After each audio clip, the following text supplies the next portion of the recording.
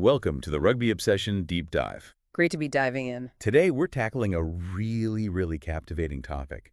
It's got history, it's got current debate. It's the British and Irish Lions. Ah, yes, the Lions. An iconic name in rugby, no doubt. Totally iconic, but historically, often seen as, well, maybe losers by nature, which sounds harsh, but there's context. There is. And now, interestingly, they seem poised for this huge shift, maybe towards becoming a real superpower. Exactly. So our mission today is to unpack all that buzz. We'll look at their, frankly, surprising historical win-loss record and explore some pretty bold ideas about expanding their role in the global game. Ideas with big commercial potential, but also sparking some interesting fan reactions. Definitely. So if you're curious about where elite rugby might be heading, that tension between tradition and, commercial growth. Or even just why winning could sometimes be seen as a negative in sport. Which is a fascinating angle, then this deep dive is absolutely for you. And hey, if you love rugby like we do, make sure you subscribe to Rugby Obsession. You won't want to miss our deep dives into the game's best stories. Okay, so kicking things off. The Lions status, it's almost mythical, right? It really is.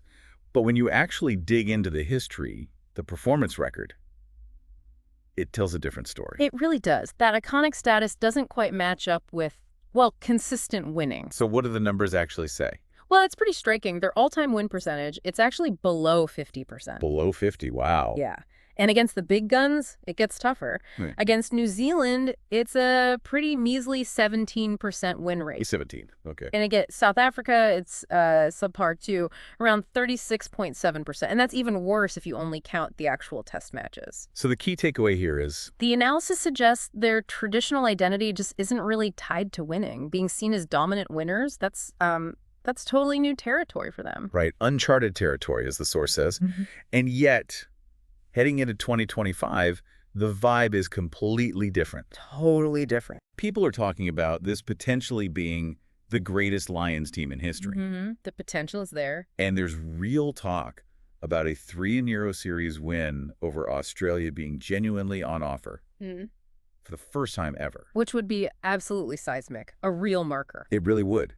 And that potential result, it isn't just out of the blue, is it? No, not at all. It points to a transformation that's arguably been happening since, say, 2009. Okay. They've shifted from being, well, essentially an invitational side that sometimes struggled at the very top level Right. into what the research calls a proper high-performance unit. So different from other invitational teams we sometimes see, like the Babas. Exactly. A world apart now. Think about the Barbarians getting, smoked by the Springboks, or that combined Australia-New Zealand team that got flattened. The Lions are operating on a different level these days. Okay, so they're potentially on the verge of unprecedented success, which leads us to maybe the most interesting part of this whole thing. The paradox. Yeah, this bizarre reaction from some corners saying success is bad. It's genuinely a thing. You see commentary describing a potential 3-0 Lions sweep over the Wallabies as, and I quote, bad for rugby. Bad for rugby. Oh, there are even suggestions floating around that maybe Australia should be tossed from the rotation. Tossed out. To be replaced by who? Stronger opposition, maybe like France. And the stated reason to, get this, return them to their losing ways. Return the Lions to losing. Yeah. That seems counterintuitive. The analysis calls it an odd desire, viewing Lions' success as a negative that needs fixing, like it needs an antidote. It really makes you wonder, doesn't it? Why this resistance? Is it purely about that historical identity, the romance of the underdog? That could be part of it. And maybe the scarcity factor plays in, too. Oh, so? Well, they only tour every 4 years, right? That definitely adds to the mystique, the allure. True. But then you have the other side of the coin. Rugby needing big events. Exactly. The bigger picture is that rugby, it struggles a bit for consistent mainstream attention outside of the World Cups. Needs those box office events. Right. Events that fill the stadiums, fill the coffers, grow the audience. And the Lions are sitting there identified as maybe the game's most underutilized brand. Underutilized. Yeah. Despite having arguably the biggest and most valuable traveling audience in the sport. Precisely. Which leads to these proposals for, well, unlocking that power. Okay, so what are some of these bold ideas being thrown around? How could they increase visibility? There are a few interesting ones in the source material, like Why couldn't the Lions play a test series in France? Maybe in the November window. Okay, taking the Lions to France, that's different. Or what about taking on the rugby championship teams individually in the autumn? Imagine, like, hosting the All Blacks at Wembley. Wow. And then maybe the Springboks at Croke Park in Dublin the next week. Huge fixtures. Yeah. Big venues. Definitely. There's also a more structured idea. Basically 2 tours every 4-year World Cup cycle. One the year after a World Cup, one the year before the next one. Okay, so keeping the tour cycle but doubling it within 4 years. Kind of. Plus also playing some games in the November window, maybe just once in that cycle, right in the middle year. Right. And the impact of that kind of schedule. The analysis suggests it could increase Lions' visibility by something like 200%. They'd really dominate the calendar between World Cups. 200%. Yeah. That's massive. But what about the traditional hosts? New Zealand, Australia, South Africa. Would they lose out? According to these proposals, no. They wouldn't actually get more inbound Lions tours than they do now. Okay. But other destinations, like maybe France or elsewhere, would get the chance to host the Lions too.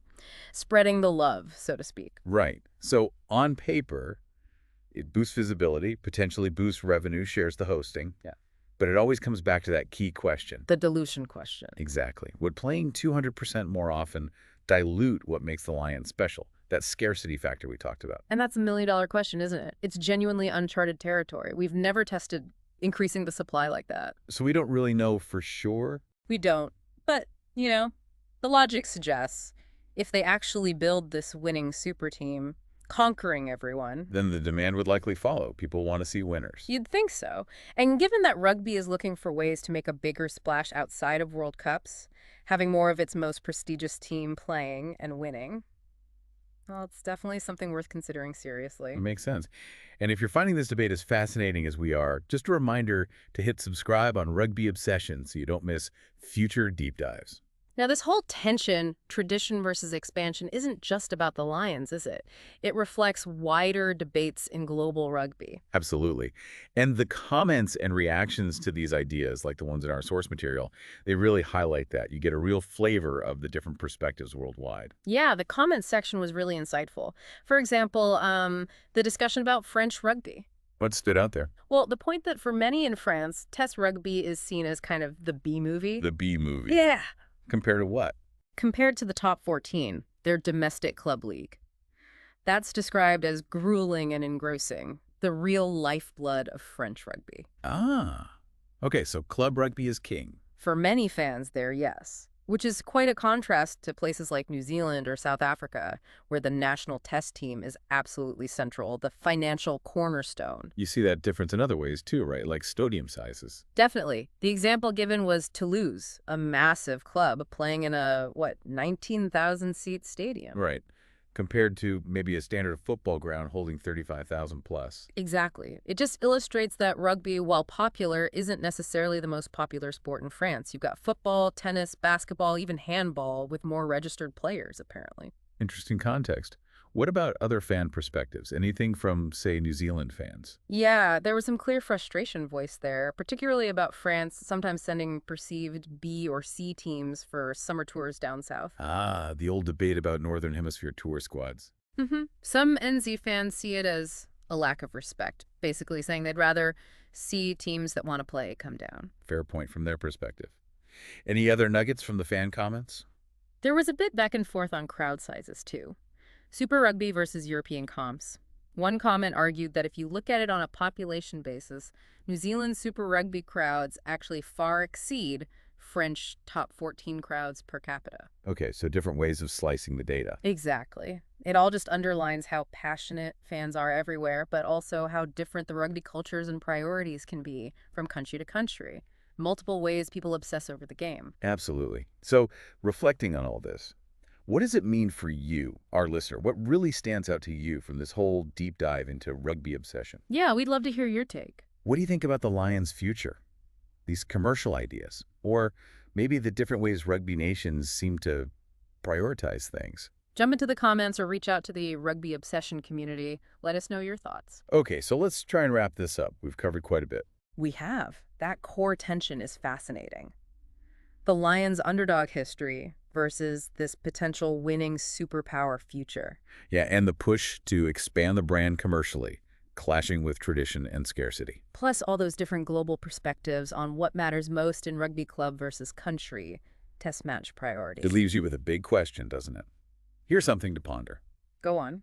If the Lions do complete this transformation, if they become the undisputed best team and play 200% more often, how does that fundamentally change things? Reshape the balance of power.